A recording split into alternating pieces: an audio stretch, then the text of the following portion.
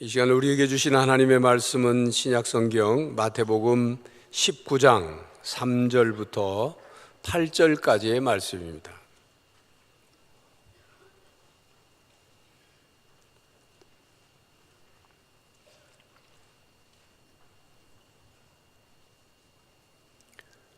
마태복음 19장 3절부터 8절까지의 말씀을 교독하겠습니다.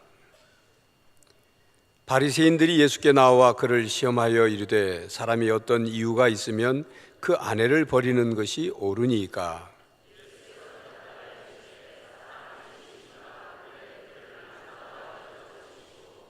말씀하시기를 그러므로 사람이 그 부모를 떠나서 아내에게 합하여 그 둘이 한 몸이 될지니라 하신 것을 읽지 못하였느냐?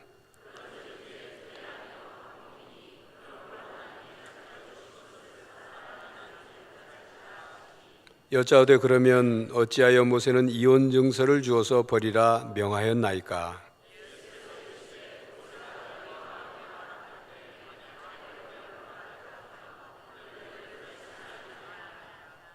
아멘. 하나님의 은혜가 함께 하시기를 기원합니다. 우리나라는요 1등 하지 않아도 될 거 1등 하는 게 좀 많은 것 같습니다. 예를 들면 자살 많이 해서 1등 하죠. 그 다음에 인구 대비당 술 소비 많이 해서 그것도 뭐 거의 금메달에 육박하고 그러고 있는 것 같습니다. 안 좋은 거 많이 1등 하고 있죠. 근데 그에 못지않게 또 아주 많은 우리의 잘못 중에 하나는 이혼을 많이 하고 있다는 것입니다. 그래서 한 20-30년 전만 해도 이혼했대 그러면은 굉장히 그것이 사람들의 마음에 충격이 되고 그리고 또 부끄러워서 바깥으로 꺼내지도 못하고 그랬던 정서였습니다. 근데 요즘에 와서는 얼마나 이혼을 많이 하는지 또 이혼하신 분들이 얼마나 당당한지 마치 이혼은 인생의 필수 과정인 것처럼 그렇게 여겨질 정도로 이상한 문화가 파급되고 있습니다. TV 드라마에도 뭐 이혼하는 게 너무나 당연하게 생각되기도 하고 또 그것이 마치 인생의 자유를 가져다 주는 듯이 여겨지기도 하죠. 우리 기독교적인 가치관과 상당히 많이 서로 대치되는 그런 일들이 많이 벌어지고 있습니다. 여러분 제가 하나 여쭤보고 싶은데 여러분들은 이혼하는 게 옳다고 생각하십니까? 틀리다고 생각하십니까? 아니 무슨 집회를 와가지고 썰렁하게 이혼 얘기를 하나 저 목사가 그렇게 생각하실지도 모르겠어요. 근데 어떻게 맞는 것 같습니까? 틀리는 것 같습니까? 그래요? 진짜예요? 그럼 조금 질문을 바꿔보겠습니다. 이혼하는 게 성경적입니까? 비성경적입니까? 그렇게 생각하십니까? 그렇지 않습니다. 이혼하는 게 성경적이기도 해요. 여러분 오늘 읽은 성경 말씀이 헷갈리는 말씀 중에 하나입니다. 우리가 성경 말씀을 읽고 은혜를 받는다고 말은 해요. 그런데 그 말씀이 은혜는 되는 것 같은데 어떤 때는 그 말씀대로 살지 못해서 우리에게 좌절을 가져다 줄 때도 있죠. 또 그런가 하면 말씀을 읽으면서 헷갈릴 때가 있습니다. 어떤 게 맞는 거지? 이렇게 판단이 잘 안 설 때가 있습니다. 근데 오늘 읽은 이 본문 말씀이 그런 내용 중에 하나입니다. 이혼을 해도 되는 걸까? 하면 안 되는 걸까? 이렇게 질문을 한다면 오늘 읽은 본문 속에는요 2가지 대답이 다 나오고 있어요. 이혼하면 안 돼 그런 대답도 있고 이혼 뭐 그거 해도 되는 거야 그런 것도 나와 있어요. 여러분 정말 그런지를 다시 한번 따져보도록 하겠습니다. 우선 그 3절로 다시 가보세요. 어느 날 바리새인들이 예수님께 나와서 이제 질문을 하죠. 사람이 어떤 이유가 있으면 그 아내를 버리는 것이 옳으니까? 예수님 이혼해도 돼요? 이렇게 물어보는 거죠. 그랬더니 예수님의 대답이 이렇습니다. 예수께서 대답하여 이르시되 사람을 지으신 이가, 사람을 지으신 이가 누구십니까? 하나님 아버지시죠. 또 다른 말로 말하면 삼위일체 하나님이심을 우리가 인식하면서 대답한다면 사람을 지으신 이는 하나님이시면서도 동시에 지금 바리새인들에게 말씀하고 계시는 바로 그분 예수님이시기도 해요. 그죠? 사람을 지으신 이가 본래 그들을 남자와 여자로 지으시고 말씀하셨다. 뭐라고? 그러므로 사람이 그 부모를 떠나서 아내에게 합하여 그 둘이 한 몸이 될지니라 하신 것을 읽지 못하였느냐. 그런즉 이제 둘이 아니요 한 몸이니 그러므로 하나님이 짝지어 주신 것을 사람이 나누지 못할지니라. 예수님께서는 안 된다고 말씀하는 거예요. 이혼 안 되지, 무슨 소리야, 이렇게 말씀하셨어요. 그런데 보세요, 7절 그 바리새인들이 예수님의 말씀에 바로 의의를 제기했습니다. 여짜오되 그러면 어찌하여 모세는 이혼 증서를 주어서 버리라 명하였나이까? 이렇게 질문하죠. 아니 예수 선생님, 참 이상하지 않습니까? 그렇다면 모세는 왜 이혼 증서를 주고 이혼할 수 있다고 말씀을 한 겁니까? 이렇게 들고 나오고 있어요. 여러분, 지금 그들은 누구의 권위에 의지해서 말하고 있습니까? 모세의 권위에 입각해서 예수님께 질문하는 겁니다. 그럼 모세가 어떤 인물입니까? 모세는 예수님께서 변화산 위에 올라가셨을 때 구약을 대표하는 두 명이 거기 등장을 했는데, 한 사람은 모세였고 또 다른 한 사람은 엘리야였죠. 흔히들 설명하기를 엘리야는 모든 구약의 예언자들의 대표라고 설명하고 있고요, 모세는 율법의 대표라는 것이에요. 모세 오경을 우리가 생각할 수 있고요, 모세 오경 구약 성경의 양으로 따져서 4분의 1에 해당하고 신약까지 포함해서 말하면 성경 전체의 5분의 1이 그의 이름으로 불리고 있습니다. 모세 오경이라고. 율법의 대표인 모세, 그리고 모든 선지자들의 대표인 엘리야, 이 두 분이 변화산에 나타나서 예수님과 대화하지 않았습니까? 그 정도로 모세는 구약에서 비중이 큰 인물이죠. 이스라엘 백성들이 애굽에서 출애굽에서 나오고 그 이후에 시내산에서 율법을 받고 그 이후로 광야 생활이 끝나 여호수아에게 바톤이 넘어갈 때까지 모세는 거의 하나님 수준의 존경을 받았던 인물이었어요.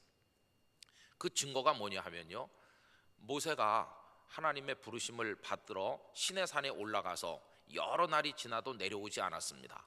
그러자 32장에 보면 출애굽기, 백성들이 금방 동요하기 시작했습니다. 그래서 아론을 찾아와서 하는 말이 우리를 인도할 우리의 신을 만들라. 그 모세는 어디 있는지 보이지 않지 않느냐, 이렇게 말해요. 여러분, 그 귀절을 읽어보면요, 우리를 애굽에서 인도한 모세가 보이지 않으니 우리를 인도할 신을 만들라, 이렇게 말해요. 제가 오늘 오전에도 그 귀절을 다시 한번 읽었습니다. 그러면 그들을 애굽에서 인도해 내신 분이 모세입니까? 하나님이십니까? 당연히 하나님이시죠. 그런데 백성들은 표현을 어떻게 하느냐 하면 우리를 애굽에서 인도해 내신 하나님, 이렇게 말하는 게 아니고 우리를 애굽에서 인도해낸 모세라고 이야기하고 있어요. 백성들의 의식 속에는 눈에 보이지 않는 하나님보다는 눈에 보이고 자신들에게 수시로 뭔가를 이야기하는 모세가 훨씬 더 실감나게 느껴지는 겁니다. 눈에 보이고 귀에 들리게 말하던 그 모세가 지금 산에 올라가서 내려오질 않고 보이지 않으니까 불안하다는 겁니다. 그러니 뭔가를 만들어 주시오. 그래서 이 어리석은 모세의 형 아론이 사람들에게 금붙이를 가져오게 해서 그걸 녹여서 만든 게 뭐였습니까? 금송아지를 하나 떡하니 만들었어요. 그리고는 하는 말이 이것이 너희를 인도하는 신이다, 이렇게 아론이 얘기해요. 그러면서 먹고 마시고 뛰놀고 여호와의 영광스러운 이름을 그 금송아지에게 바쳤던 이 어리석은 사람들을 볼 수 있지 않습니까? 여러분, 그 대목을 읽어보면 이 모세에 대한 백성들의 의존도, 모세에게 마음을 주고 있는 그거를 하나님 수준에 있음을 알 수 있어요. 그렇게 그들이 소중하게 여기고 그리고 모든 걸 맡겼던 사람이 모세였어요. 여러분 그 이후로 이 모세 오경 속에 등장하는 특별히 시내산에서 주어진 그 율법이 이스라엘 백성들의 역사 속에서 정신적 지주 역할을 하고 그들의 삶과 인생을 규정짓는 원리로 긴 세월 동안 내려오면서 나중에 예수님 당시에 오면 그 모세 율법이라고 하는 것은 절대 권위를 가지는 말씀이 됐어요. 그래서 무슨 문제가 발생을 하면 그들은 언제나 그 준거의 기준을 어디서 발견하냐 하면은 모세는 이렇게 말했다. 그러면 그걸로 끝나는 것입니다. 어떤 토론도 할 필요가 없어요. 모세가 이렇게 말하지 않았느냐? 그러면 그게 결론인 것이에요. 그 정도로 그들은 모세를 하늘같이 생각하고 있었습니다. 지금 여기 이혼의 문제에 대해서도 그들은 대번에 모세를 들고 나오는 걸 볼 수 있어요. 모세가 이혼 증서를 써주고 아내를 내버릴 수 있다고 하지 않았느냐?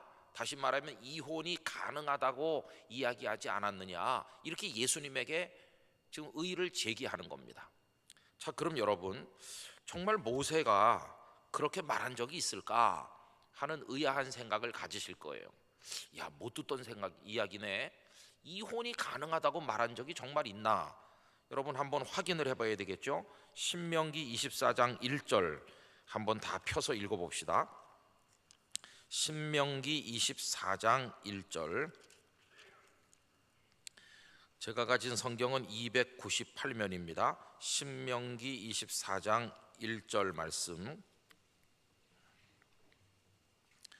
다 펴신 줄 알고요. 우리 다 같이 한번 읽어보실까요? 사람이 아내를 맞이하여 데려온 후에 그에게 수치되는 일이 있음을 발견하고 그를 기뻐하지 아니하면 이혼 증서를 써서 그의 손에 주고 그를 자기 집에서 내보낼 것이요. 이렇게 되어 있고요.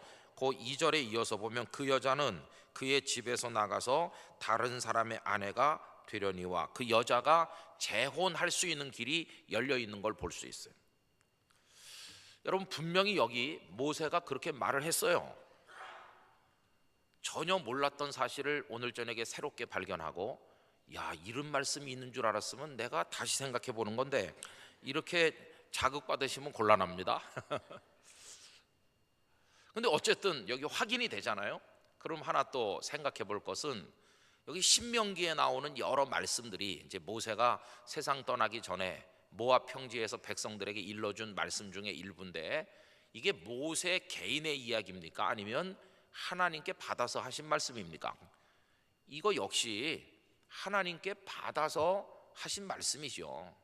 모세가 생각나는 대로 자신의 사견을 이야기한 게 아니라는 것입니다.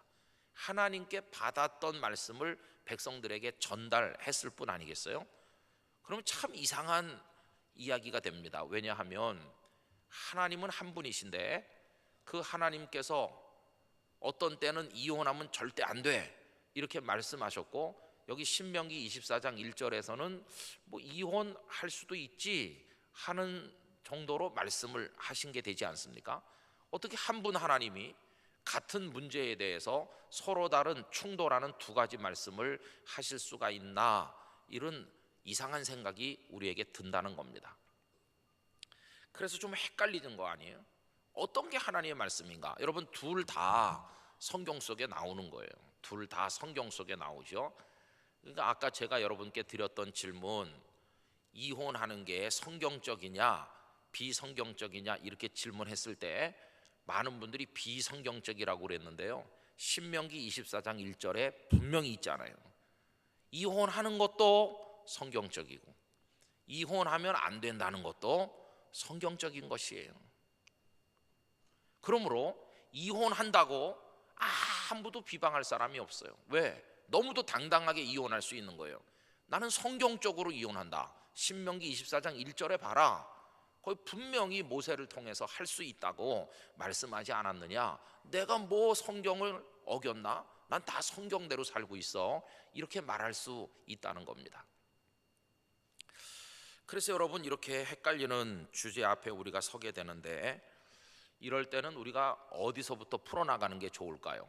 이걸 가지고 뭐 난상 토론을 벌여봤자 소용이 없고, 성경의 난제는 성경 말씀으로 풀어가는 게 그게 원리인 것입니다. 종교개혁자인 마틴 루터는 성경은 성경으로 풀어라. 성경은 그 자신의 해석자다. 이런 걸 가르쳤어요. 그러니까 여러분, 말씀을 우리가 읽어 내려가다가 조금 이해가 안 되든지 막히는 부분이 있으면 포기하지 말고 기도하면서 말씀을 계속 읽으시기 바랍니다. 그러면 어떤 다른 말씀이 이쪽 말씀을 해석하는 열쇠가 된다는 것을 깨닫게 될 때 이 말씀의 짜릿한 맛을 느낄 수가 있습니다. 그러면 여기 이 이혼을 주제로 한 서로 충돌하는 듯한 이 말씀을 놓고 이제 우리가 참고해야 될 성경 말씀이 어디 있을까 할 때 호세아서가 머릿속에 떠오르는 것이, 왜냐하면 호세아는 구약의 예언자 아닙니까? 근데 그의 가정 생활이 이 이혼의 문제를 연결시켜서 생각하기에 아주 적합한 그런 선지자이거든요. 어느 날 하나님께서 호세아 선지자에게 말씀하셨습니다. 호세아야, 너 장가 들어라. 그런데 음란한 여자를 얻어서 장가를 들어라. 그래가지고 음란한 자식들을 낳으라.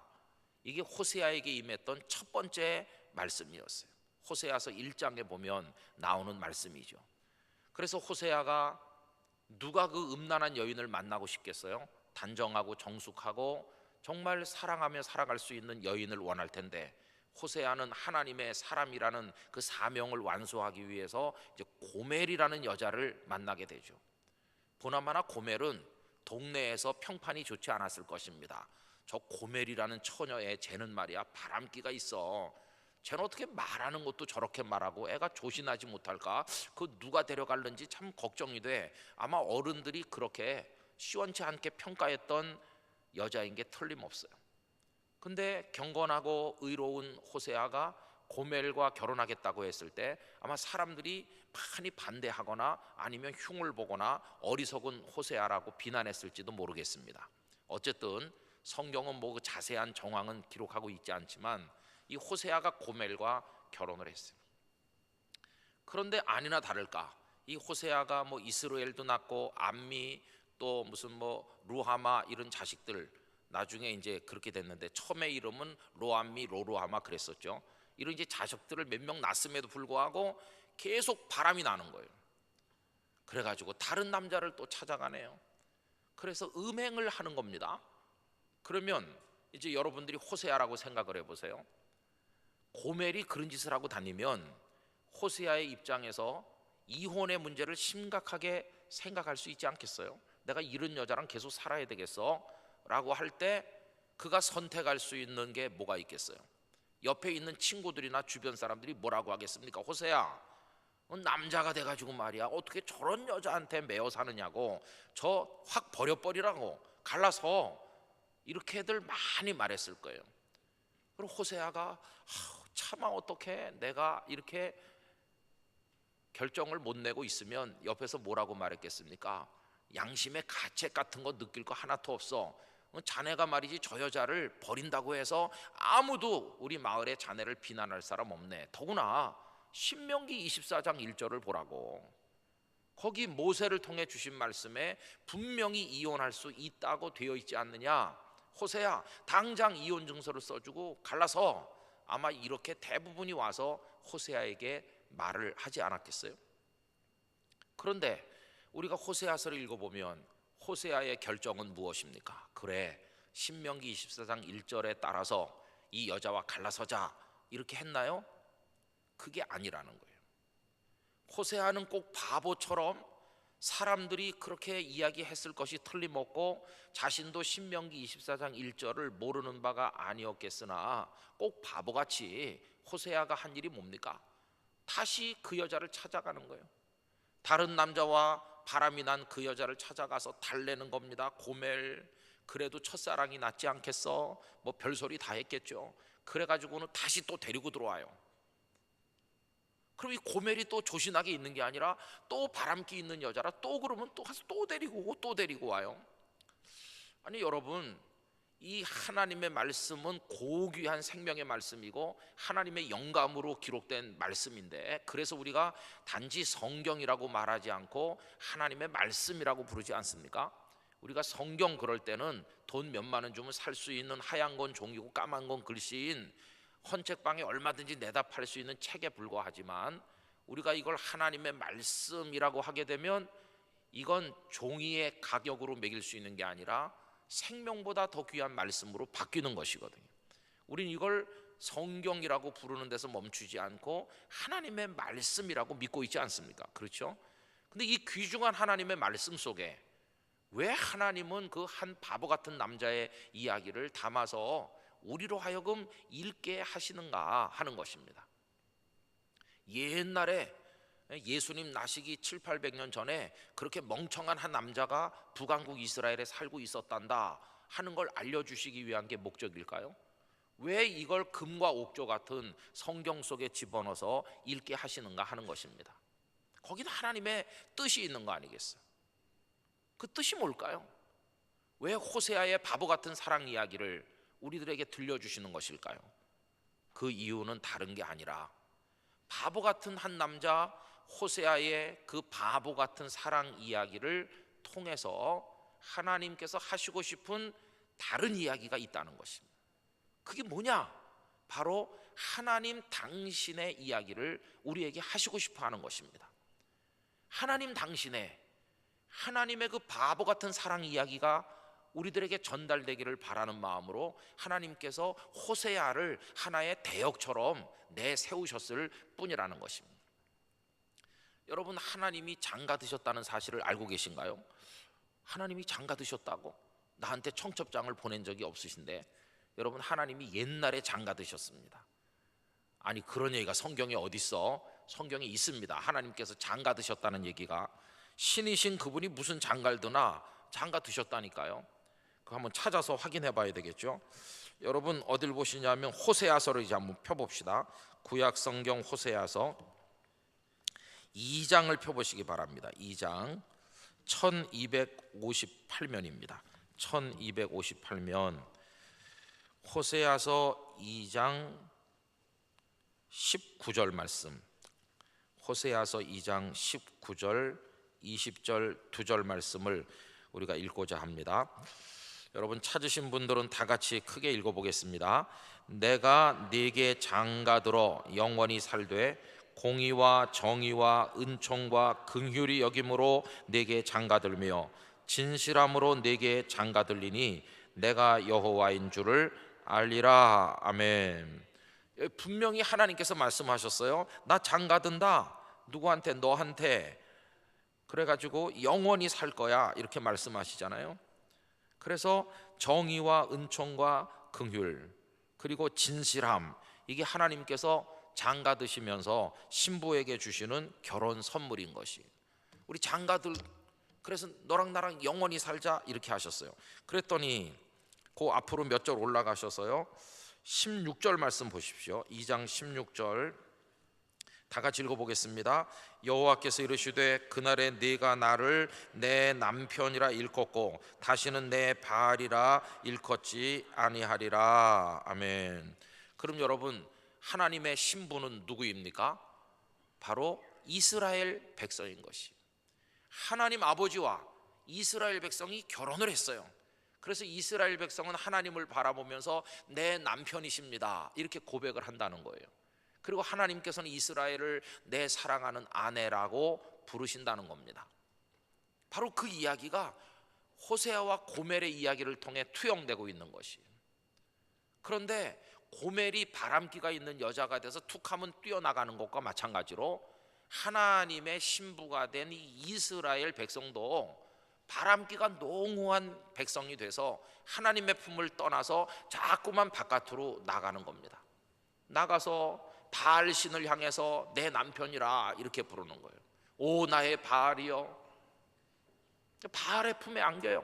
온갖 우상들을 자기 남편으로 섬기는 거예요. 그럼 여러분, 호세아가 그 바람난 여자 고멜을 신명기 24장 1절을 따라서 얼마든지 버릴 수 있었지만 호세아는 그렇게 하지 않았다고 그랬죠. 그럼 여러분, 호세아는 신명기 24장 1절을 따라서 행동하지 않고 어떤 말씀에 순종한 사람이 된 것입니까? 예수님께서 바리새인들에게 처음에 대답하셨던 절대 이혼하면 안 된다고 하는 바로 그 창세기에 나오는 그 말씀, 그 말씀을 호세아는 선택한 것이. 창세기 2장에 나오는 그 말씀과 신명기 24장 1절에 나오는 그 두 말씀 중에서 호세아는 신명기 24장 1절을 선택한 것이 아니라 본래부터 있는 법, 창조 때부터 있는 법, 최초의 가정이 탄생될 때부터 있었던 그 원초적인 법, 바로 그 법을 따라서 행동하기로 결정하고 절대 이혼할 수 없음에 입각해서 고멜을 또 데리고 오고 또 데리고 또 데리고 온 것이죠. 여러분, 하나님께서도 호세아와 똑같이 하셨어요. 만약에 이스라엘 백성들이 바람이 난 여자처럼 바알신에게 가고할 때 하나님께서 이 두 말씀 중에 만약에 신명기 24장 1절대로 하셨다면 하나님께서는 이스라엘을 던져버렸을 것이, 이혼하자 너랑 나랑, 그러면서 이스라엘을 버리셨을 것이. 그런데 하나님께서는 신명기 24장 1절에 따라 하지 않으시고 본래부터 있는 법, 절대로 이혼은 안 된다, 그거에 따라서 행동하셨어요. 그래서 호세아가 바람난 고멜을 또 데리고 오고 또 데리고 오듯이 우상 숭배에 빠지고 죄악 가운데 헤매고 다니는 이스라엘 백성들을 버리신 것이 아니라 또 품어주시고 또 사랑하시고 또 품어주시고 또 사랑하셔서 함께 살기를 원하셨던 분이 하나님 아버지이신 것입니다. 그럼 여러분, 호세아의 바보 같은 이야기를 통해서 하나님께서 들려주시고자 하는 진짜 이야기는 하나님의 사랑 이야기라고 그랬습니다. 호세아의 사랑이 바보 같은 사랑인 것처럼 하나님께서 이스라엘을 향해 베푸신 사랑도 바보 같은 사랑이신 거예요. 너무나 답답한 사랑인 것이, 하나님 왜 그러세요? 이스라엘 그거 없다고 하나님 못 사시는 분도 아니고 만물의 창조자이시고 하나님 영원 전부터 자존하신 분이신데 그 영광의 하나님이 왜 그 정말 형편없는 이스라엘의 목을 메고 그렇게 이스라엘아 그러면서 그들을 사랑하셨습니까? 왜 버리시지 않으셨나요? 이렇게 우리가 호세아서를 통해서 읽게 되는 게 아니겠습니까? 그러면 오늘 우리가 호세아서를 읽을 때 깨달아야 될 그 다음 이야기는 뭘까요? 하나님께서 우리에게 말씀하십니다. 이놈아, 옛날에는 이스라엘이 바람난 여자였다면 지금은 바로 네가 바람난 여자다, 그렇게 우리에게 말씀하신다는 거예요. 너 세상을 너무 사랑하지 않느냐? 너 죄악에 너무 깊이 빠져 있지 않느냐? 너 나를 남편이라 부르면서 너무 너 나를 떠날 때가 많지 않느냐? 여러분, 신약 성경에 가보면 예수 그리스도를 우리의 신랑이시라고 하고 교회를 가리켜 그의 신부라고 표현하고 있어요. 그런데 오늘 교회들이 신랑 되신 예수님을 배신하고 세상을 사랑해서 마치 고멜처럼 구약시대 이스라엘 백성처럼 떠나고 또 떠나는 것이. 그런데도 여러분, 지금도 바보 같은 하나님의 그 변함없는 사랑은 계속되고 있어서 이 땅에 부패된 교회들을 던져버리시기는커녕 오늘까지 다시 끌어안아 주시기에 우리가 오늘 저녁에도 이 자리에 있게 된 줄로 믿습니다. 만약에 주께서 더럽다고 말씀하시면서 내가 신명기 24장 1절식으로 하겠어 그러면서 우리를 던져버리셨다면 우리 한국교회는 벌써 버림받았을 것입니다. 교회뿐만 아니라 교회 구성원으로 참여하고 있는 우리 개개인도 벌써 하나님께 버림받아 마땅할 것입니다. 그런데도 더럽기가 짝이었고 이중적이고 교활하고 교만하고 말로 다 할 수 없이 수치스러운 우리들을 하나님의 그 사랑은 여전히 계속돼서 우리를 버리지 않으시고 쓰러지면 또 일으켜주시고 우리를 또 깨닫게 하시고 다시 끌어당겨 당신의 품에 안아주시고 너는 내 아내야 이렇게 말씀하셨기에 오늘 저녁에 이 자리에 우리가 있게 된 것입니다. 여러분, 호세아가 고멜에게 쏟았던 그 사랑, 그리고 하나님께서 이스라엘 백성에게 쏟으셨던 그 사랑, 그리고 그 하나님 아버지께서 오늘 우리에게 쏟고 계신 그 일방적인 사랑, 그거를 바라보는 눈이 우리에게 열리기를 원합니다. 우리가 지금 얼마나 놀라운 사랑을 하나님으로부터 받고 있는지를 절대로 잊어서는 안 될 것입니다. 그런데 여러분, 참 웃기는 일이 있어요. 그게 뭐냐 하면요, 하나님은 그런 사랑 우리에게 주시는데 요즘에 우리들은 어떻게 하는지 아세요? 하나님, 나한테 잘못 보이면 이혼하는 수 있어요. 이렇게 우리가 하나님을 협박해. 신명기 24장 1절대로 하는 수가 있다니까요. 그러면서 하나님을 협박한다니까요. 하나님, 당신 말고도요, 나 오라고 하는 그런 데 많아요. 내가 뭐 꼭 하나님 당신이랑 살아야 되는지 아십니까? 하나님 당신 없어도 내 남편 되어주겠다고 하는 데서 오라고 많이 부른다니까요. 나 잘 나가는 여자예요. 나한테 잘못 보이시면 신명기 24장 1절대로 내가 해버릴 거예요. 내가 당신을 버린다니까요. 이런 교인들이 많이 있어. 참 웃기는 얘기죠. 그리고 하나님에 대해서 너무나 불손해요. 여러분, 하나님의 사랑은 쭉 변함이 없잖아요. 시작부터 끝까지 변함이 없이 계속 사랑하시는데, 우리가 하나님께 드리는 사랑은 너무나 너절한 사랑이에요. 변심을 해도 너무 많이 했고, 너무나 배신을 많이 했고, 하나님을 향한 우리 사랑은 때가 묻어도 너무 많이 묻어가지고 뭐라고 말할 수가 없을 지경으로 연약해지고 부패된 사랑이에요. 저는 여러분들께서 주님을 처음 믿을 때 가졌던 순수한 마음과 그 사랑, 오늘까지 그대로 견지하고 계신지. 여러분, 에베소 교회를 향한 예수님의 책망이 뭐였습니까? 아주 훌륭한 교회였죠. 에베소 교회가 그 소아시아 모든 교회 중에 규모도 제일 크고 가장 자리 잡힌 교회였죠. 그러나 에베소 교회의 치명적인 문제는 뭐냐 하면 너희가 첫사랑을 버렸다는 것이에요. 처음 사랑을 잃어버렸어요. 그리고 변심했어요. 하나님이 아닌 다른 존재들을 사랑한다는 것이. 여러분, 처음 마음 그대로, 처음 사랑 그대로 주님을 사랑해야 되는데 그걸 못한다는 거예요. 저희 교회에 이제 한 청년이 군에서 제대를 했어요. 그리고는 이제 착실하게 교회 봉사를 했습니다. 주일날 나와서 초등부 교사도 하고 그랬어요. 그런데 월요일 새벽에 그 어머니께서 대성통곡을 하면서 전화를 하셨어요. 꼭두 새벽에. 집사님 왜 그러세요? 그랬더니 우리 아무개가 간밤에 죽었어요. 너무너무 놀랐어요. 그 전날도 교회 마당에서 만났거든요. 아니 왜요? 그랬더니 새벽에 깨우러 들어갔더니 방에 침대에 누운 채로 숨이 거두어져 있었다는 거예요. 그러니까 돌연사죠. 요즘 말하면 돌연사. 심장마비인지 그렇게 26살에 세상을 떠났어요. 그래서 장례식을 이제 하게 됐는데요, 그 장례를 하는데 그 사진을 들고 있는 그 사람이 사진 속에 있는 사람하고 똑같이 생겼어요. 가슴이 섬찟하죠. 꼭 자기가 자기 사진 들고 있는 듯이 보였습니다. 이유가 뭘까요? 일란성 쌍둥이거든요. 형이 죽어서 동생이 사진을 들고 서 있는 겁니다. 근데 어쨌든 슬픈 가운데 장례가 끝나고 그 동생은 교회를 안 다녔는데 저에게 하는 말이, 목사님, 예수님 잘 믿던 형이 하나님의 부름받아 갔고 너무 슬픈데 이제는 형 대신 제가 나가도록 하겠습니다. 그래고 열심히 나왔어요. 저희 교인들이 볼 때는 안 죽은 것처럼 보였습니다. 똑같이 생긴 애가 왔다 갔다 하니까요. 근데 그 동생이 은혜를 받고 부산 장신대학교에 입학해서 목사가 되기로 결단을 했습니다. 그리고는 착실하게 하니까 우리 교회 처녀 하나랑 이렇게 서로 눈이 맞아 사랑하게 됐어요.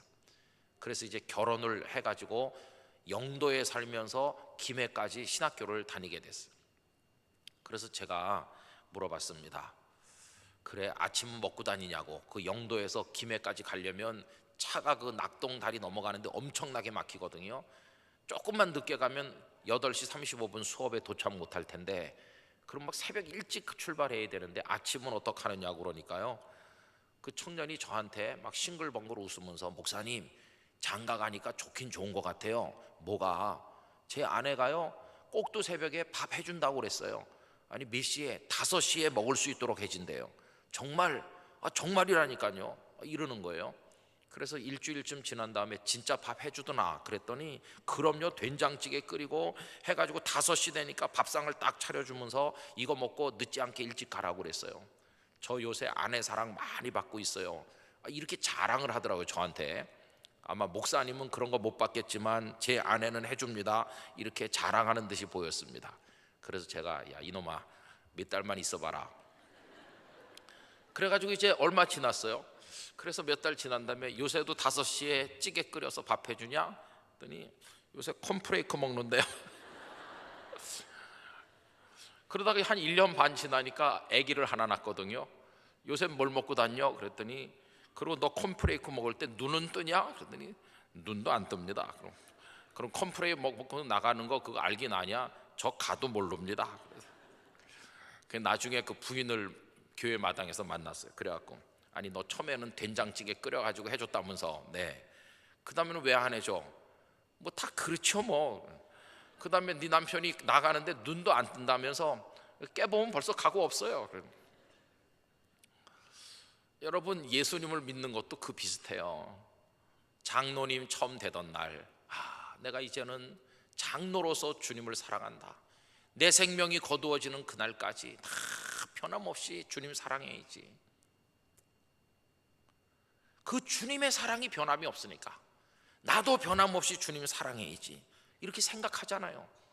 그런데 서서히 식어가고요, 사랑이 식어가는 정도가 아니라 바람이 난다니까요. 다른 걸 사랑한다니까요. 오늘 우리가 주님을 믿는 그 모습이 너무너무 형편없어요. 툭하면 오히려 하나님을 원망한다니까요. 그러면서 내가 원하는 거 다 안 해주면 나 신명기 24장 1절식으로 하는 수가 있어요, 이렇게 하나님을 협박한다니까요. 그리고 나와서 기도합니다. 하나님 이것도 주시고 저것도 주시고 다 주시고, 그러면서 뭐 하나 안 주시면은 뿔이 나가지고요, 신명기 24장 1절 아세요 하나님? 이러는 사람도 있어요. 여러분, 오늘 우리가 어떤 사랑을 하나님으로부터 받았는지 그걸 잘 몰라요. 내가 하나님을 사랑하기 때문에 하나님과 나와의 관계가 유지되는 것처럼 착각하는 사람들이 너무나도 많이 있습니다. 여러분, 우리는 알아야 됩니다. 우리와 하나님의 관계가 유지되는 것은 하나님께서 변함없이 우리를 사랑하고 계시기 때문인 것입니다.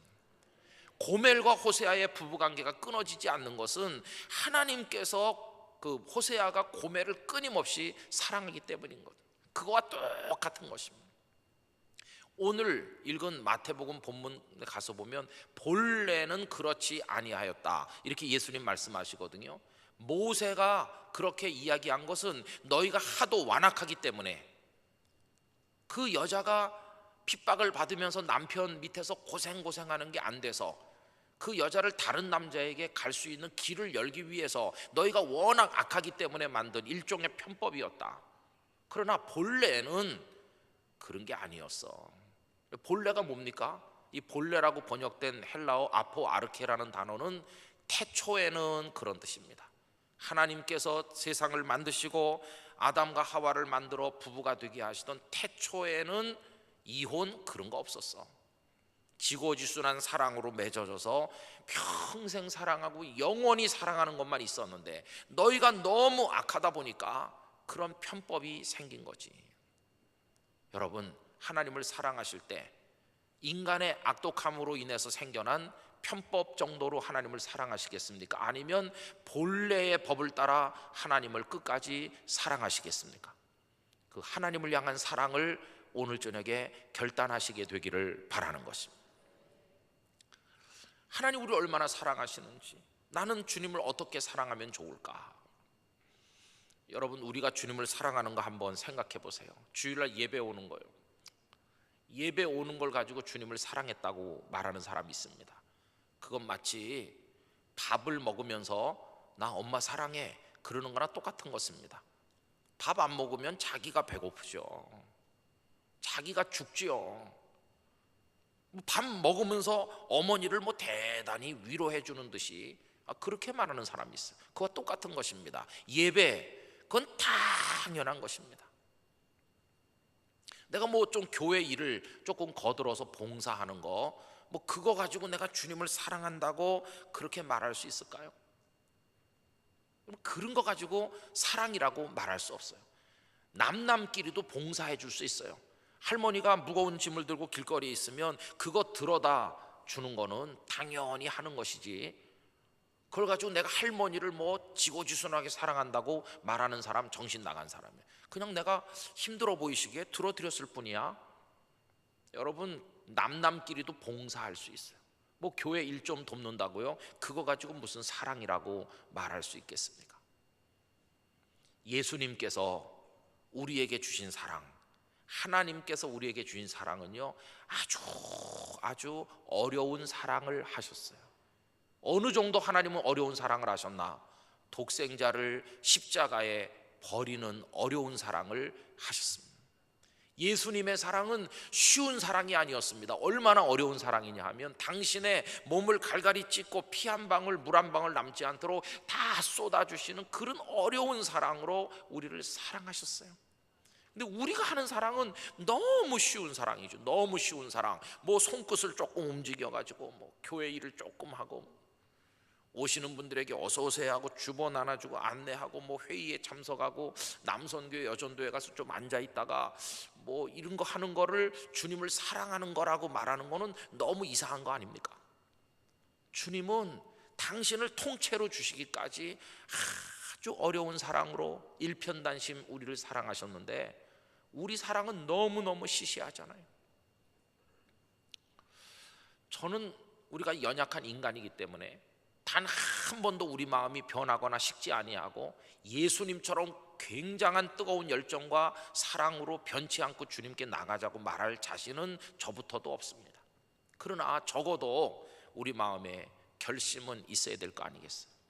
나도 주님을 진심으로 사랑하고 싶습니다. 주님을 사랑하고 싶습니다.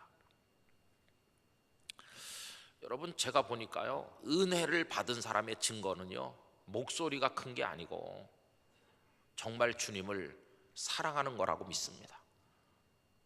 그리고 사랑은 그렇게 시끄럽지도 않습니다. 주님을 정말로 사랑하는 사람은 말도 별로 하지도 않습니다. 사랑은 그냥 통하고 흐르는 것입니다. 눈으로 말해도 다 아는 것입니다. 가짜 사랑이 소리를 높이는 것입니다. 당신을 사랑한다니까 이렇게 말하는 건 가짜입니다. 그러나 옛날에 불렀던 유행가, 눈으로 말해요, 유행가 속에 담긴 거룩한 진리들이 가끔 있거든요. 주님 이렇게만 해도 다 통해요. 여러분, 그런 사랑에 한번 젖어보지 않으시겠어요? 주님이 한 번도 나를 버린 적이 없으니까 나도 주님을 배신하지 않을 것. 주님은 십자가에 달려 죽으시면서 딱 7마디 말씀을 하셨을 뿐이지, 매달리자마자 돌아가실 때까지 내가 너희를 사랑한다니까 사랑한다니까 이렇게 말씀하지 않으셨어요.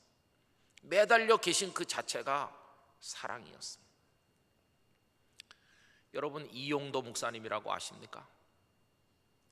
이용도 목사님은 저희가 신학교 다닐 때 교회 역사 속에서 2단으로 배웠습니다. 이용도는 2단이다 이렇게.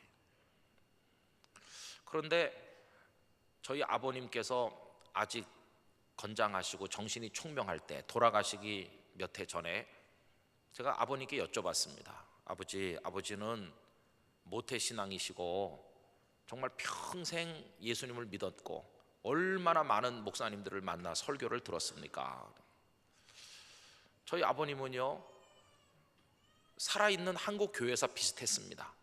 저는 교회사 책을 읽고 길선주 목사님을 배웠고 김익두 목사님을 배웠고 주기철 목사님을 배웠고, 그렇죠. 우린 책에서 배웠죠. 근데 저희 아버님은 그렇게 말씀하지 않았습니다. 내가 옛날에 평양에서 길선주 목사님 부흥회 갔었는데 이렇게 시작해. 시작부터가 달라요. 길선주 목사님이 진행하는 도사경회 그 앞자리에서 참석하신 분이에요. 그러니까 책에서 읽고 길선주 목사님이 어쩌고 하는 우리랑은 완전히 차원이 다르죠. 깡패 출신으로 유명한 김익두 목사님, 기믹두가 떴다 그러면 5일장이 못 열릴 정도로 악명 높은 깡패였죠. 선교사에게 돌팔매질해서 턱을 다 부서뜨리기로 하고 그랬던 사람이죠. 근데 은혜 받고 변화돼서 엄청난 신유의 능력이 일어나는 그런 대부흥사가 됐죠. 저희 아버님이 김익두 목사님 집회에 갔는데요, 안진뱅이가 벌떡 일어나더라는 거예요. 그 놀라운 광경을 보기도 하시고, 주기철 목사님 설교하는 걸 듣기도 하고, 그 우리 옛날에 듣던 장대현 교회, 기억자 예배당, 장대책교회라고도 하죠. 1907년 대부흥운동의 그 터전이 되었던 그 장대현 교회에 가서 도사경에 참석했던 얘기도 하시기도 하고, 저희 아버님은 그랬습니다. 여기 내려와서는 한경직 목사님 목회하시던 영락교회에 오랫동안 다니셨고, 그러니까 많은 우리나라에 내노라 하는 목사님들을 숱하게 많이 만나보시고 설교를 들으신 분 아닙니까? 그래서 제가 이제 목사 중에 한 사람으로 참 궁금한 생각이 들어서 이렇게 여쭤봤어요. 아버지는 그렇게 많은 목사님들을 뵙고 설교를 들으시고 했는데 지금까지 90년이 훨씬 넘게 살아오시면서 어떤 목사님의 설교가 가장 은혜가 됐었습니까? 이렇게 여쭤봤어요. 여러분, 이 질문을 여러분들에게 하면 어떻게 대답하시겠나요? 워낙 많은 목사님들의 설교를 방송에서 현장에서 들으셨, 그런 분들은 대답을 잘 못할 겁니다. 만약에 누가 저한테 묻는다면 글쎄, 워낙 훌륭한 분들이 많아서 누가 제일 감동되는 설교를 했을까 좀 생각을 해보자, 이렇게 한 다음에 좀 생각을 하고 이야기를 할 것 같아요, 저라면. 근데 저희 아버님은요, 제가 그렇게 질문을 드리자마자 0.1초 만에 대답했습니다. 0.1초 만에. 제가 그날 굉장히 놀랐습니다. 마치 제가 그렇게 질문을 드릴 거를 벌써 오래전부터 알고 있었다기나 한 것처럼 그냥 바로 대답하는 거예요. 너무너무 놀랐습니다. 그러면서 말씀하시기를 이용도 목사 이상은 지금까지 없었다, 이렇게 말하는 거예요. 그래서 제가 신학교에서 한국 기독교 인물 연구를 강의할 때 이용도 목사님을 조금 학생들하고 이렇게 나눈 적이 있긴 있었어요. 그래도 깊이 연구하지는 못했는데 저희 아버님께서 이용도 목사님 이상은 없었다고 단번에 단정해서 이야기하는 걸 듣고 제가 이용도 목사님에 대해서 많은 관심을 가지게 됐습니다. 이용도 목사님을 가장 지척해서 따라다니면서 그분의 모든 걸 듣고 본 현장의 산 증인이 변종호 목사님이란 분입니다. 근데 이용도 목사님이 이단으로 낙인 찍히니까 이 변종호 목사님도 이단으로 낙인 찍혀서 그래서 활동을 제대로 못 하셨어요.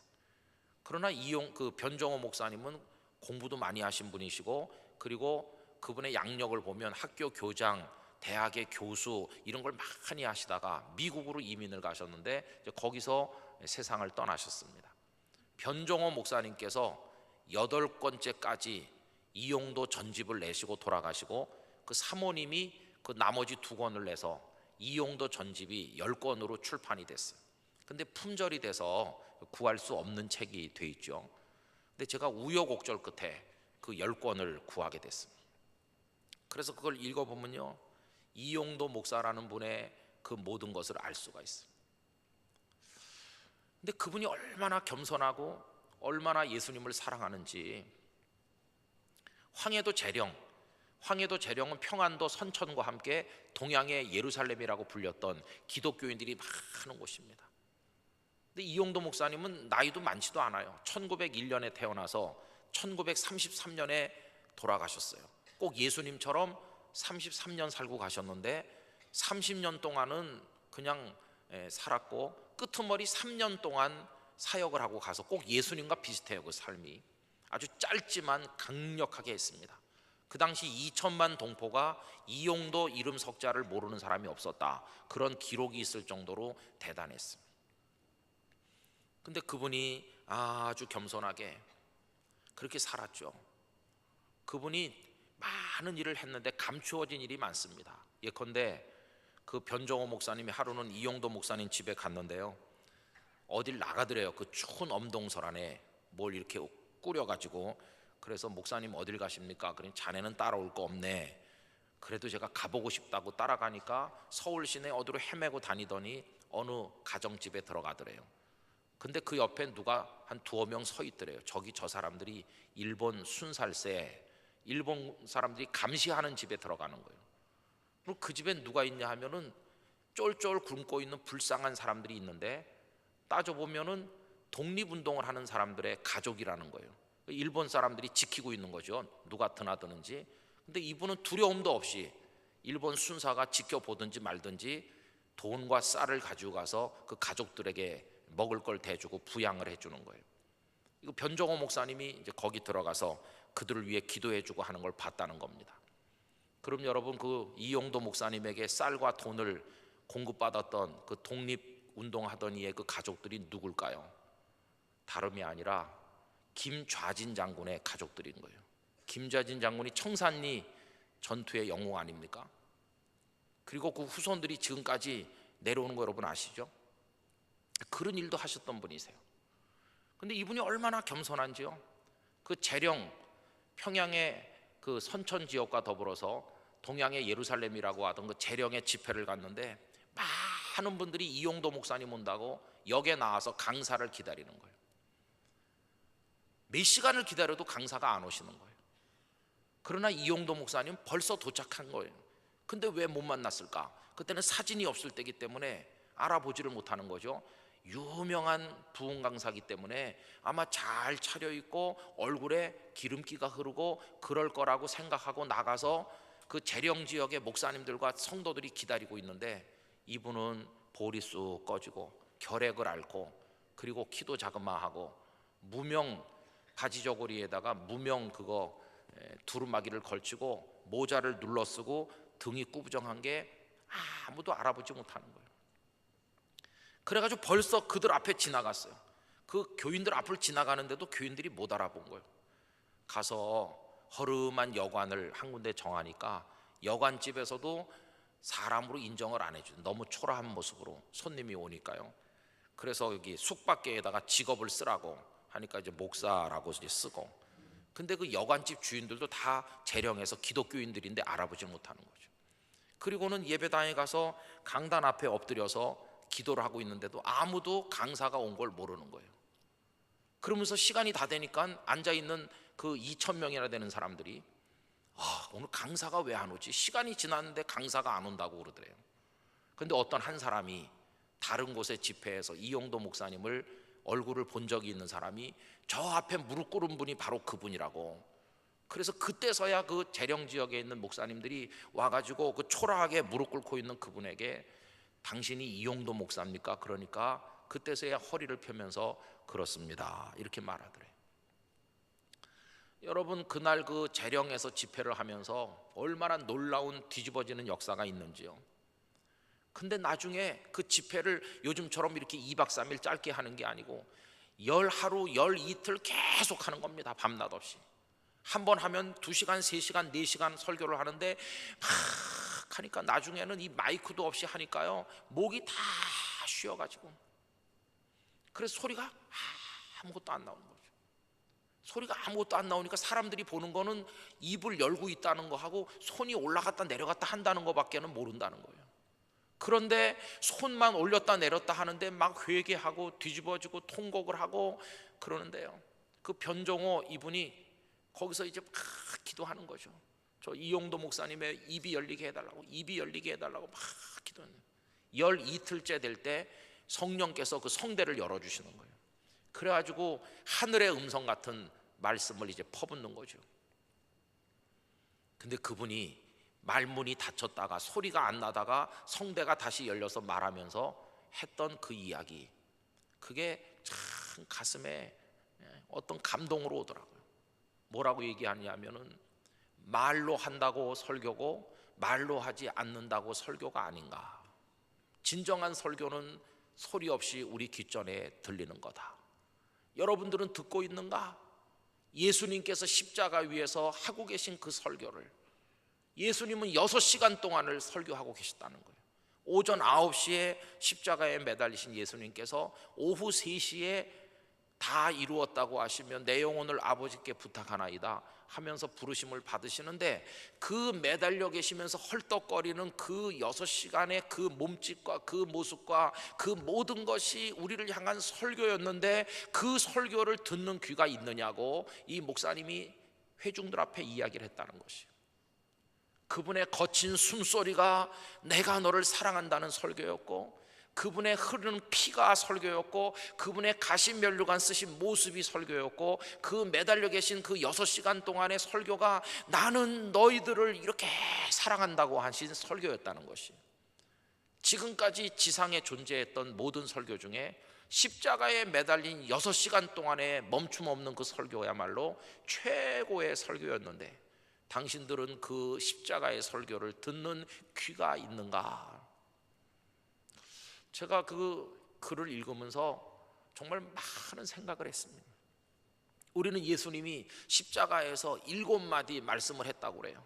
그러나 그 이용도 목사 그분은 7마디가 아니라 6시간 내내 소리 없는 설교, 절규 같은 설교를 하고 계셨는데, 그 주제는 뭐냐 하면 나는 이렇게 너희를 사랑하고 있다는 설교였다는 것이. 나는 이렇게 너희를 사랑하고 있다.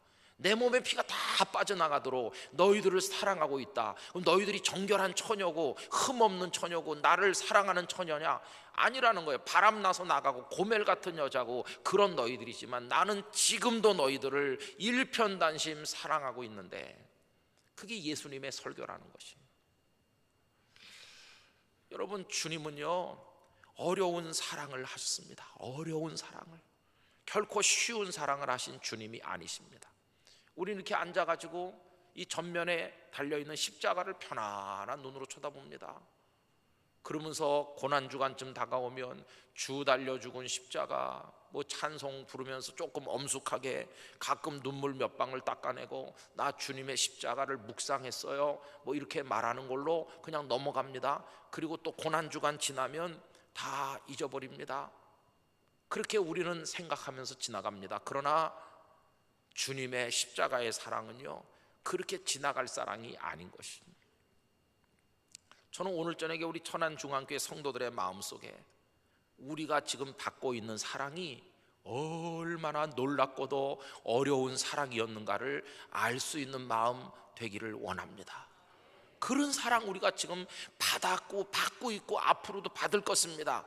하나님은 바람을 피우시는 하나님도 아니시고, 우리 주님은 변심하는 분도 아니시고요, 나도 맞바람 피우겠어 그런 주님이 아니십니다. 그냥 사랑하신다니까요. 고매를 계속 찾아오는 바보 같은 호세아처럼.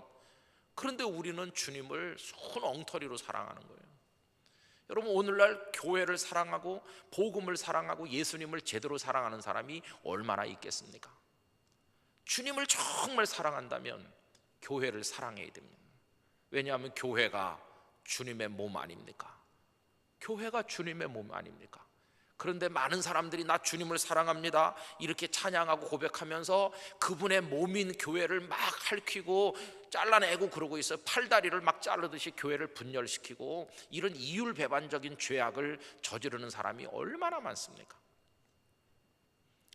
여러분, 저는 우리가 정말 예수님을 어려운 사랑으로 사랑하기를 원합니다. 우리도 사랑을 드릴 차례가 되지 않았습니까? 그러려면 교회를 그런 마음으로 사랑해야 되는 것이죠. 나는 주님을 사랑하기 때문에 주님의 몸인 이 교회를 사랑합니다.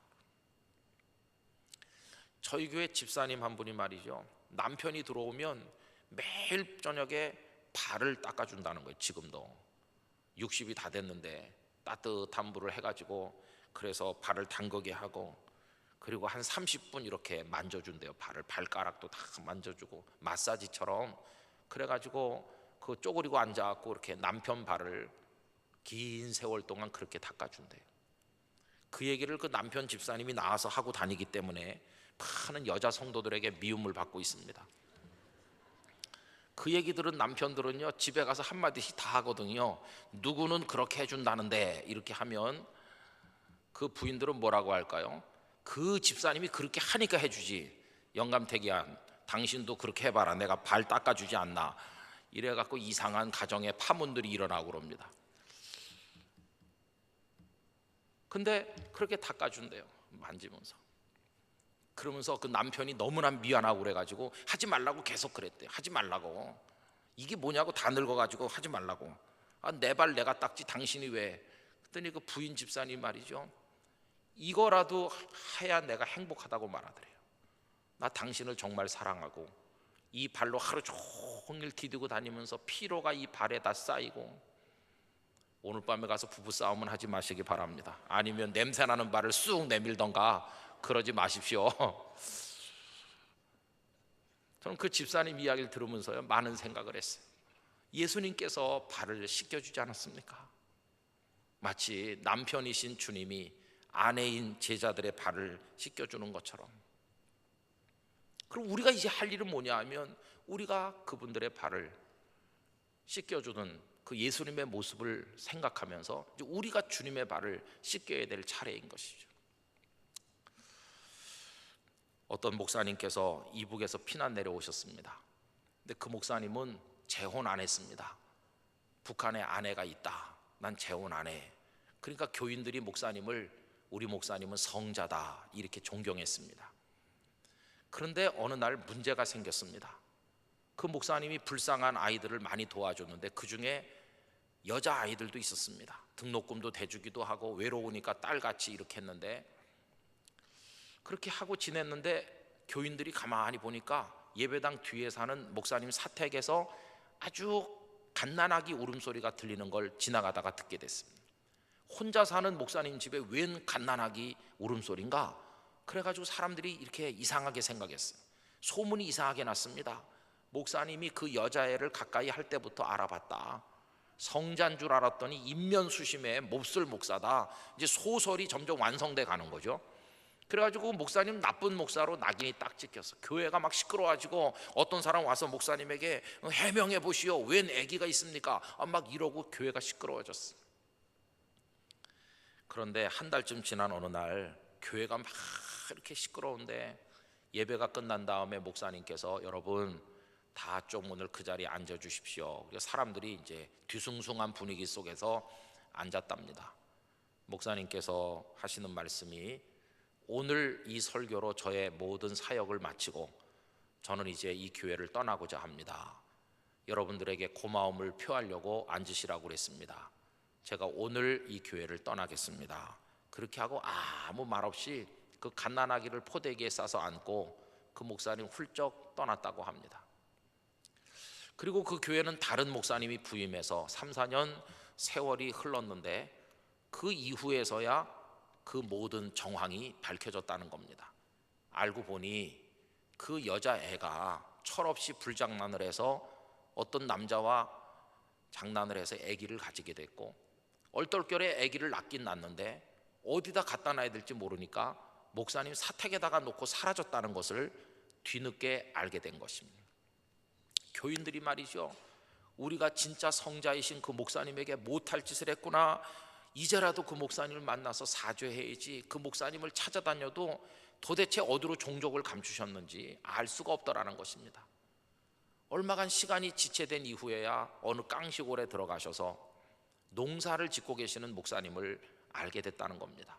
그래서 교회 중직자들이 다 가서 그 목사님을 찾아뵙고 무릎을 꿇고 엎드려서 용서를 구하면서, 목사님 죄송합니다, 우리가 잘못한 걸 용서해 주세요, 이렇게 하면서 그때 왜 말씀을 하셨으면 될 걸 말씀을 안 하시고 떠나셨느냐고 원망 섞인 말로 목사님께 이야기를 했다는 겁니다. 그랬더니 목사님께서 가만히 계시더니 내가 왜 이야기를 하지 않았느냐고요? 몇 가지 이유가 있습니다. 첫째는 이 갓난아기가 무슨 죄가 있습니까? 내가 만약에 그 여자아이가 그렇게 해갖고 이 아기가 태어난 겁니다 이렇게 말하면 여러분들이 이 갓난아기를, 이 고귀한 생명을 마치 세상에 태어나지 않을 아이가 태어난 것처럼 이상한 눈으로 바라보게 될 텐데, 이 소중한 생명을 여러분들이 경멸하는 것을 저는 참아 볼 수가 없습니다. 이 생명이 얼마나 귀합니까? 두 번째는 비록 그 아이가 철이 없어서 그런 일을 하긴 했지만 저는 그 아이를 정말 내 딸처럼 아끼고 사랑하는데, 사람이 실수 없는 사람이 어디 있습니까? 실수의 종류가 좀 다를 뿐이지 여러분들은 아무 실수가 없습니까? 다 실수가 있건만 유독 왜 그 잘못에 대해서만 이렇게 흥분합니까? 똑같이 다 죄인이면서 그 여자아이를 여러분들이 그렇게 비난할 걸 생각하니까 저는 차마 그걸 눈뜨고 볼 수 없기 때문에 말하지 않은 겁니다. 그리고 마지막 가장 중요한 이유는, 내가 만약에 모든 걸 얘기하면 여러분들 중에 어떤 사람은 그러면 그렇지, 우리 목사님은 그럴 뿐이 아니야 하면서 저를 믿어주는 분들도 있을 것이고, 어떤 사람들은 틀림없이 저 목사가 이제는 거짓말까지 하네 이러면서 저를 더 미워할 사람도 있겠죠. 그러면 교인들이 의견이 둘로 나뉘어서 한쪽은 저를 지지하고 한쪽은 저를 반대하면서 이제는 제 문제가 아니라 여러분들끼리 상호간에 싸워서 주님의 교회가 두 쪽으로 갈라지는 거 아닙니까? 나는 차마 내가 죽는 게 낫지 절대로 우리 주님의 몸이신 이 교회가 갈라지는 걸 원하지 않습니다.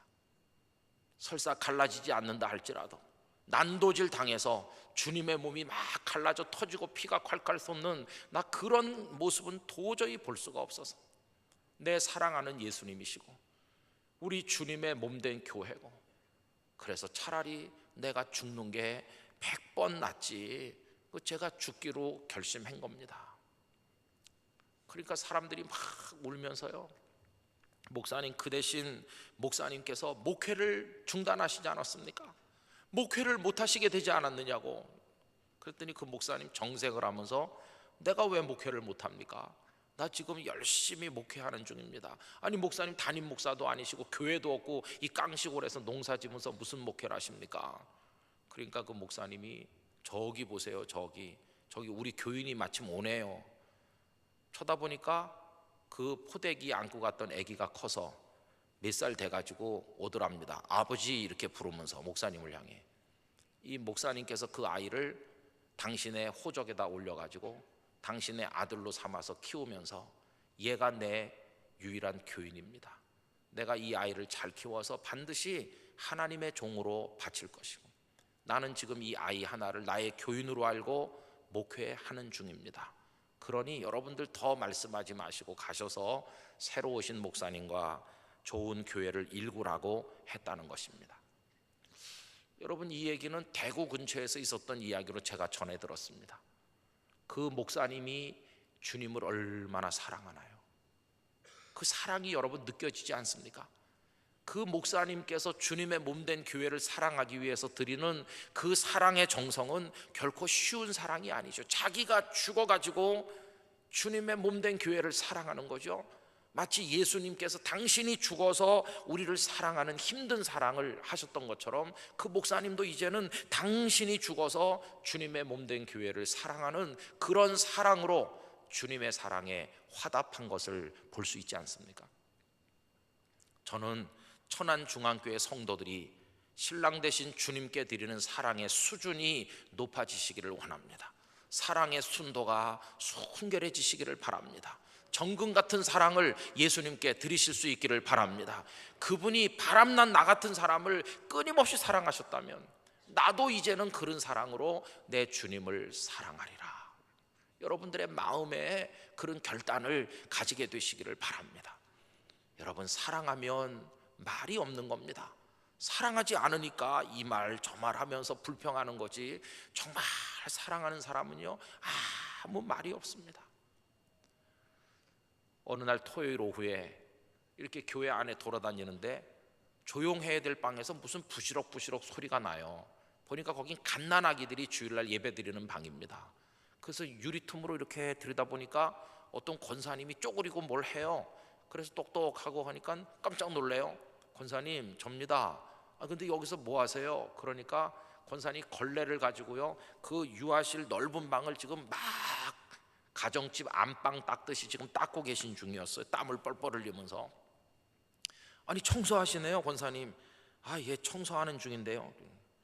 아니, 거기 대걸레가 있을 텐데 대걸레로 이렇게 하세요. 이렇게 하니까 정색을 하면서, 목사님, 여긴 갓난아기들이 오는 방이에요. 갓난아기들이 엄마 젖을 먹고 예배 드리는 방인데 여기는 우리 교회에서 제일 깨끗해야 되는 방입니다.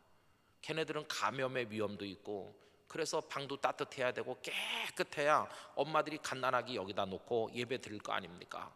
제가 배운 것도 없고 가진 것도 없고, 그래서 제가 할 수 있는 게 없지만은 내가 세상 떠나는 날까지 토요일 오후에 나와서 요거 애기방, 내가 우리 집 안방처럼 닦는 거, 요거는 내가 끝까지 하다 가기로 마음 먹었습니다.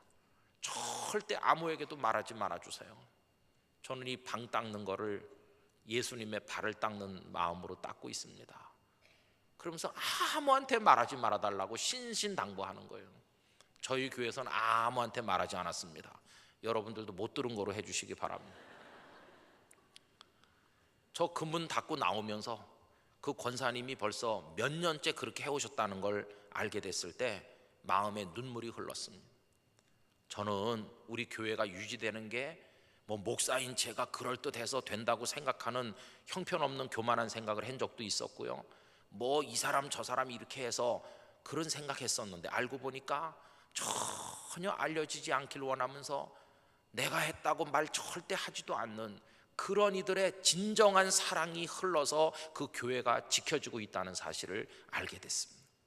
그리고 저의 설교를 듣는 교우들 중에 그렇게 주님을 순결한 사랑으로 받들고 있는 교인이 있다는데 감격했고, 그런 사람을 쳐다보는 것만으로도 행복하다는 생각이 들었습니다.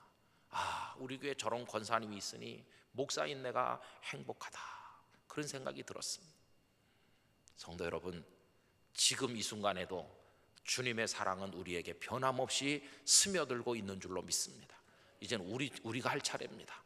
신명기 24장 1절 같은 시시한 귀절을 가지고 사랑하지 말고, 본래는 그렇지 않았다, 본래는 절대 이혼은 없는 것처럼 본래의 정신을 따라 예수님을 사랑하시게 되기를 바랍니다. 이제는 다시는 어떤 바알이 나를 유혹하고 세상의 어떤 쾌락이 우리를 유혹한다 할지라도 이제 눈길도 주지 말고 주님만 사랑하면서 주님께 일편단심 우리 마음을 다 드리는 주님의 사랑스러운 아내로 우리가 살아가야 될 줄로 믿습니다.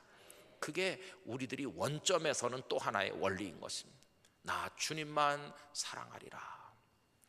여러분, 그리고 회개해야 됩니다. 나 집사 처음 됐을 때 가졌던 사랑 다 식었고, 에베소 교회 처음 사랑 버리듯, 목사 될 때 가졌던 사랑 다 버렸고, 장로 권사 될 때 가졌던 사랑 다 버렸고, 사랑이 타락됐고 부패됐고 엉뚱한 걸 사랑했고 더럽혀진 사랑이었다면 이제 다시 처음 마음으로 되돌아와서 변치 않는 사랑을 주님께 바치는 우리가 되기를 원하는 것입니다. 그래서 서비스로 여러분들에게 잘 아시는 시를 하나 읽어드리려고 합니다. 정채봉 선생님이 쓰신 첫마음, 이 첫마음을 첫사랑이라고 생각해도 좋겠고, 예수님을 향한 우리의 처음 사랑을 연상하시면서 들으셔도 좋을 것 같습니다.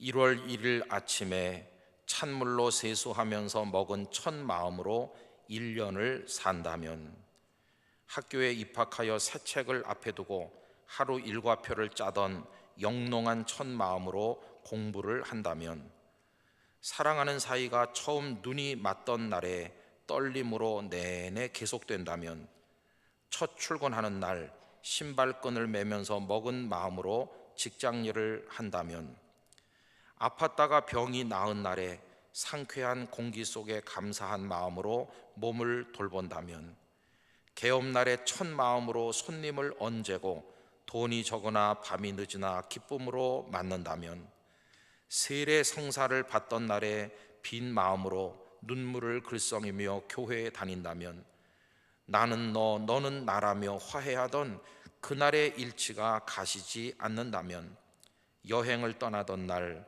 차표를 끊던 가슴 뜀이 식지 않는다면, 이 사람은 그때가 언제이든지 늘 새 마음이기 때문에 바다로 향하는 냇물처럼 날마다 새로우며 깊어지며 넓어진다. 그런 시입니다. 여러분, 첫 마음으로 끝까지 하면 아름답잖아요. 거기 한 줄 덧붙인다면, 예수님을 사랑하던 첫사랑으로 주님 나라에 이르는 그날까지 우리가 주님만 일편단심 사랑할 수 있다면 우리는 그리스도인으로서 아름다운 삶을 이룩할 수 있을 줄로 믿습니다. 여러분들의 마음속에 주님 사랑합니다, 끝까지 사랑합니다, 더 뜨겁게 사랑하겠습니다, 더 순결하게 사랑하겠습니다, 사랑의 영이신 성령이시여 제 마음에 사랑을 부어 주시옵소서. 그런 마음을 가지시게 되기를 주님의 이름으로 축원합니다. 다 같이 기도하겠습니다. 오 거룩하신 아버지 하나님, 너무도 죄송합니다. 호세아가 바람난 고멜을 끊임없이 바보 같은 사랑으로 사랑하듯 하나님께서는 이스라엘 백성을 그와 같이 사랑하셨고, 그 이야기를 통하여 오늘 이 순간에도 저희들을 향해 일편단심의 사랑을 쏟고 계심을 말씀하십니다. 그런데 저희들은 그 놀라운 사랑 받으면서도 바알을 사랑했습니다, 세상을 사랑했습니다, 정욕을 사랑했습니다, 사탄의 미끼에 넘어갔습니다, 바람난 고멜 같았습니다. 저희들의 더러워진 사랑을 용서해 주시기를 원합니다. 그리고 돌이키게 해주시기를 원합니다. 우리도 첫사랑을 회복하기를 원합니다. 변치 않는 사랑을 주님께 드리기를 원합니다. 주님의 아름다운 신부로 살아가게 되기를 원합니다. 천안중앙교회 성도들이 그런 사랑으로 예수님 사랑하고 예수님의 몸된 교회를 사랑하게 하여 주시옵소서. 쉬운 사랑이 아닌 어려운 사랑도 감내할 수 있는 사랑의 용기를 가지게 하여 주시옵소서. 예수님의 이름으로 기도하옵나이다. 아멘. 지금은 우리 주 예수 그리스도의 은혜와 하나님 아버지의 사랑과 성령 하나님의 교통하심이, 잃어버린 주님의 사랑, 무뎌진 주님의 사랑, 배반하고 등졌던 주님을 향한 사랑을 회복하며 그 사랑으로 평생 살기를 다짐하고, 그 사랑으로 가족을 사랑하고 이웃을 사랑하고 교회를 사랑하고 나라와 민족을 사랑하고 열방을 가슴에 품고 사랑하며 살기를 다짐하는 모든 성도들과 가정과 삶의 터전 위에 이제로부터 영원히 함께 하시기를 간절히 축원하옵나이다. 아멘.